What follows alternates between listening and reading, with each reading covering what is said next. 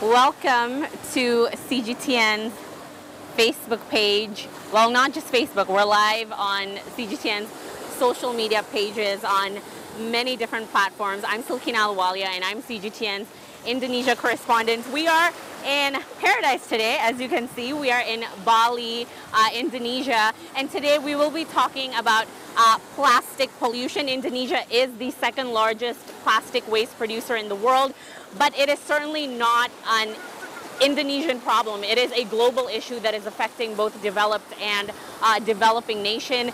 Bali in general has had to deal with plastic waste in the past couple of years, but it was especially brought to the spotlight once again after a video went viral on Facebook showing underwater sea of plastic. And that diver that took that video, Rich Horner, is here with us today. Hi, Rich. Thank you so much for joining us. So maybe we can walk, just walk along this path right here. So, Rich, you were mentioning to me that you were an engineer before and you studied plastic very closely. Yes. So can you tell us what exactly is the problem? Is it plastic or is it more of our behavior towards plastic? Yeah, I think we invented plastic and it's proved amazingly useful, but I think we've landed up using far too much of it, and especially in some places where we shouldn't have used it. And then we've used too much. And then after we've finished using it, we haven't dealt with it correctly. And I think that's because plastic stays pretty much forever, hundreds of years perhaps. It's now biting us on the bum. Yeah. It's now reminding us that it is still all here. Yeah. And we see it very evidently in your Facebook video, obviously. It got a lot of views, around 1.5 million views right now on your Facebook page alone, but on tens of millions millions around the web. But have you particularly seen a change in the amount of plastic in Bali's waters? You've been here on and off, you said about 11 years, and living in Nusa Lembongan here for around 5 years. Yeah. The amount of plastic that we see each year is getting more and more, definitely. Yeah. And in the dry season we see none, and then when the wet season comes, the rivers around Indonesia and perhaps outside Indonesia, they start flowing out, and any rubbish that's put into the river or onto the streets in the towns, the coastal cities, all of that gets washed out. And because of the Indonesian through flow that comes past, a quarter of that comes past us, we see any of the plastic that's landed up in the sea in Indonesia. So it comes past here travelling. So like on the day I saw it, it arrived overnight perhaps. It wasn't there the day before, and we saw it on that day, and everyone that was there that day saw it. And then that evening it had gone again, and the next day there was nothing, but it hasn't, it's gone over there. Yeah, it still hasn't there somewhere. Disappeared off of the waters. It moved. It's out of sight now, but it hasn't disappeared. Yeah, and as we said, your video went viral very quickly. And what did you think during that moment? Because we saw so much plastic in that video. What were you thinking, being surrounded by so much plastic at that time? It's mad, because when we arrived on the boat in the bay, we'd come to go, and I wanted to go and video the mantas, and we could see it, a massive slick, and it's the biggest one I'd seen. And speaking to the other workers and the boat captains, it's the biggest they'd seen. Yeah. But when he jumped in, I knew, I've got friends that do research here, especially the microplastics. So I knew that I had to document it. But it was pretty upsetting seeing that much and knowing that plastic is just going to be breaking up into smaller and smaller pieces. Exactly, and that's what I wanted to ask you next, actually, talking about plastic and microplastic, which is two very different things. It's basically plastic waste that breaks up into smaller pieces, and that even ends up in the seafood that we eat, which I guess not many people are aware of, microplastic in general. Yeah. We get The big plastic that we see in my video and that you can see, you know, from a boat or whatever, that's a problem for animals Plastic like... right here. Oh, I tried to catch it. Problem for animals like turtles, and seabirds, and many other creatures. But like the manta rays that we have, we don't think the big plastic is a problem for them.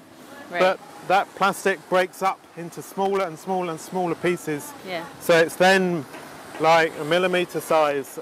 And all the plastic gets covered in algae. Yeah. And algae is delicious. All the fish, all the turtles, all the creatures love algae. So they eat it.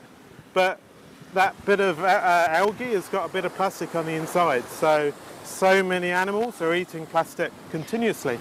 So have you personally seen how plastic pollution has affected marine life in Bali's waters? Have you, when you were diving maybe? I haven't personally seen like the direct harm, because the fish we see here most commonly are the manta rays, and they very clever. They avoid the big plastic. We've even got video of them spitting it out. They don't want the big stuff in their mouths. They just want the tiny plankton. They know it's not the texture of food that they usually eat. So we've seen them spitting it out. So we don't see the direct harm here, I don't think. We do have turtles here. I haven't seen any turtles eating plastic bags, but almost certainly the ones that we do see will probably have some plastic in their bellies. And we've seen videos of that as well. You know, a straws being stuck in turtles' noses and stuff. But also we've been talking about a lot of the ways on how plastic is so dangerous here, but we also want people to know that there are a lot of initiatives that are being done by the local government and also by local communities here in Bali that are trying to make a change and trying to reduce plastic waste. But what do you think are some of the ways to get people to become more aware? How do we inspire them? How do we motivate them to start getting serious about plastic and tell them that this is a problem? We've been like very impressed with the cleanup efforts that we've been watching over the years, especially recently. From my experience growing up in the UK, the biggest thing that anyone from my generation and the generations either side is we continuously through our childhood we had the Keep Britain Tidy campaign, which is actually a charity set up by the Women's Institute in the 50s, and they got the help of all the celebrities of their time, and they would make TV adverts and they would be telling us as kids, do not drop litter, you keep Britain tidy. So we were kind of brainwashed that litter was dirty and it was not acceptable. So we, and most of the people in Europe have that feeling, but that's been ingrained in us for decades. And I think that's just what's missing here from what I've witnessed. They haven't had that education yet. So perhaps a similar program. You just need to change the behaviour and also the view of plastic, that it is rubbish. It's not a banana leaf. It's not going to degrade. It is going to stay forever. So it's something you pick up and put in a bin. Why do you even think a lot of the locals here are switching? Like you were mentioning just a few years ago, people were using banana leaves to wrap their food, but now they're switching to plastic. Why is plastic so much in demand, you think? It's especially for food. It's such an amazing material. It keeps food fresh. It means that we don't waste anywhere near as much food as we used to. So much less food spoils. It's transportation costs, and it's very cheap. It's very cheap, which is part of the problem actually. So it's using plastic for wrapping all the foods and all the products that we buy is just such an easy thing to do, and it's just taking over all the packaging everywhere. And people have just gotten used to plastic packaging, and I think myself included, I'm trying so hard to kind of stop using a lot of plastic, and I am somebody that is aware of the problem, but it's still it's very difficult to completely eliminate plastic from your everyday life. And we shouldn't. Yeah. There's some places where it is the correct material to use. I agree. And so we should try and not use it where we shouldn't. Yeah. There's For definitely, example? Obviously, if you go to a supermarket, there's so many fruit and vegetables which is individually wrapped, and that's happened in the last few years, and that is really crazy and should be. Certain things need to be governed by laws, so the governments should be helping encourage companies to package responsibly. Yeah. Also, you know, the supermarkets and all the people that make any products should be the normal thing that the packaging is done responsibly. Use it where required and only as much as needed. But then obviously after we've finished with it, then we've got to change our behaviour to actually deal with it properly, because you could consider it a hazardous waste. Yeah. Realistically. That is actually a really good point, because I think all this while we're so focused on plastic being the bad guys, when, you know, we shouldn't view plastic as like the thing that's creating so much danger, but it's really how our behavior towards plastic needs to change. It's something that's crept up on us. Yeah. You know, it's been so useful and so convenient, but now we've started seeing the damage and the problems. So we need to act responsibly. When we see there's a problem, then we need to adapt to reduce or eliminate that problem. So it's everyone's duty to change, and the governments need to change, the companies need to change, the supermarkets need to change, the public needs to change, everyone does, and everyone needs to do their part the world over. Yeah, and we know that, I mean, there are a lot of alternatives, I guess, to plastic that I think a lot of people are trying to make that change consciously. Yeah. Silicone, I guess I've seen silicone wraps other than plastic wraps, because plastic wraps is such a... cellulose is also being used a lot. Yeah. They're going to be some amazing alternatives come online. Sometimes they're going to be more expensive, and that is, I think, that's going to be something we have to swallow. You know, that's we actually had an initiative here in Indonesia where they charge for plastic bags, but they realized that it wasn't working towards the end, and they just completely scrapped out that program. So now, I don't know. I guess we're back to square one. Like, they just give away plastic. It's one of those things that perhaps the timing was not correct. So perhaps now the timing might be better. Yeah. So a program like that might take hold better now. But there's so many areas that need to be brought up at the same time. You know, if people are going to not throw rubbish on the ground, they've got to put it somewhere. So then, you know, the council, the village, or the city needs to supply somewhere to put it, and then they need to collect it. So you need the infrastructure to grow as well as the behaviour to change. Yeah. No, go ahead. You were going to say. So it is going to require spending a lot of money. Yeah. And actually in the UK, we're seeing the infrastructure slightly degrading over the past few years back where I'm from. In what way? We used to get the rubbish collected every 1 week, once a week, and now it's collected every 2 weeks. Okay. So around the country, we're seeing rubbish being dumped on the side of the road and fly tipping and stuff. So the developed countries have got many of their own problems. It's not just a developing world problem at all. It's not just developing or subdeveloped. No. It is, developed nations are also dealing with this issue. It's a global absolutely, issue. yes. Yeah, and we want people to know that. Yeah. You know? Oh, absolutely. Yeah. But why do you think people should care about this issue? Because when we talk about climate change, when we talk about global warming, when we talk about plastic pollution, I think not many people can see the direct effect on them. So it's sometimes it's hard to convince them to care. Absolutely. Yeah. You know, so how do we get them to realize that this issue it's happening and it's worrying?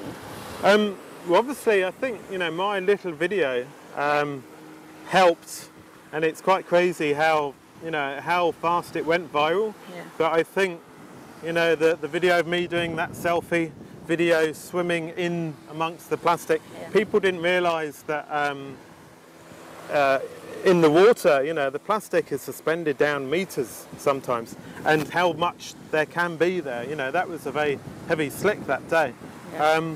But with more of these clips, and there's been a few famous ones over the last couple of years, of how much plastic is building up, and obviously more and more people are going to share little videos and photos of the plastic problem. So I think now, yeah, the momentum is there, such that everyone is going to become aware, and I think it will be, you know, it's happening global, that everyone's becoming aware. Yeah, and you also mentioned to me that, you know, your video came a month after that manta video that was shared. I wasn't aware there's another video, possibly shot in the same location, of a manta swimming with plastic, and that's had millions of views itself.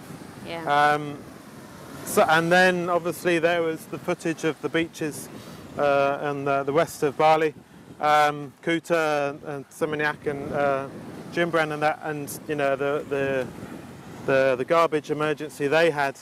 So yeah, sadly, you know, Bali's kind of been in the news a few times. Yeah, plastic everywhere.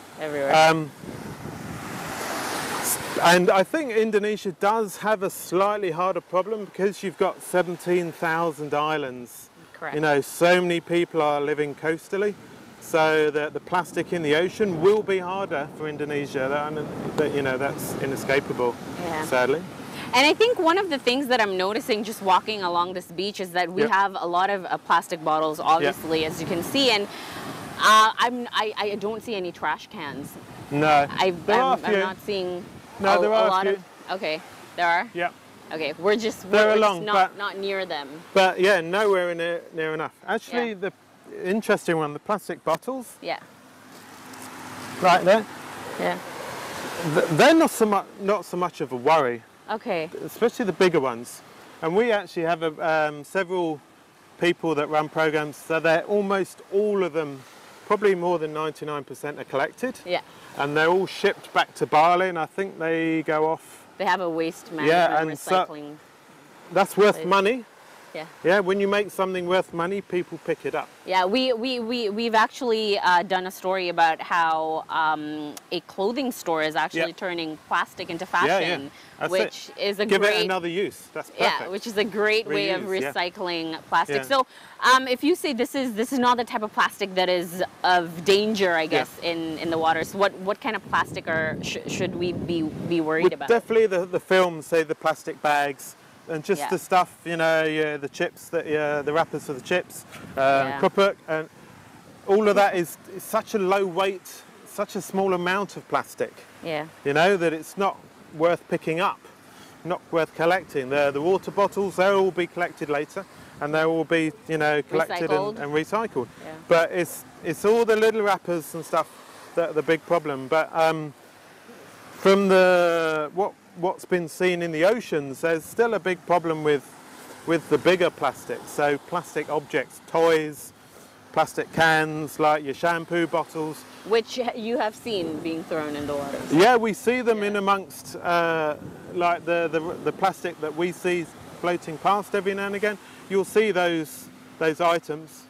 One of the favourite, not favourite, but one of the common ones. The common ones is, of course, you get the single-use cups with the film on the top for drinking that you get the straw with. Oh, no one picks them up. Yeah. You know, perhaps we ban them. If anything, you know, we know the bottles get collected. Yeah. So if we can only have a choice with a bottle or a bigger, they're all going to be collected, because those cups don't ever get collected. And we see them a lot floating past. And for people that are not aware and for people that don't know, plastic does not break down. No, it breaks up. Yeah. So a banana leaf or leaves or anything thrown on the ground, that will rot down and the nutrients goes into the ground, and then the grass or the trees, it all goes around in a circle continuously. So organic matter. But plastic, it just breaks up into smaller and smaller and smaller pieces.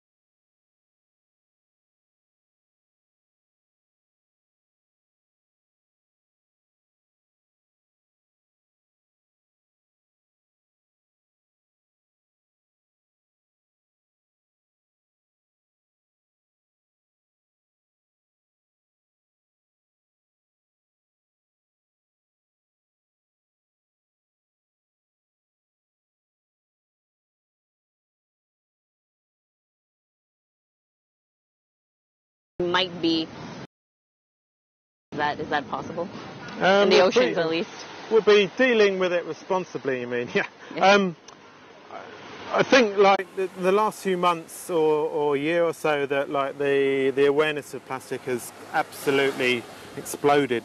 So with that in mind, I think that now the momentum is there that it's going to be dealt with. You know, the governments the world over know that everyone's watching them. We're expecting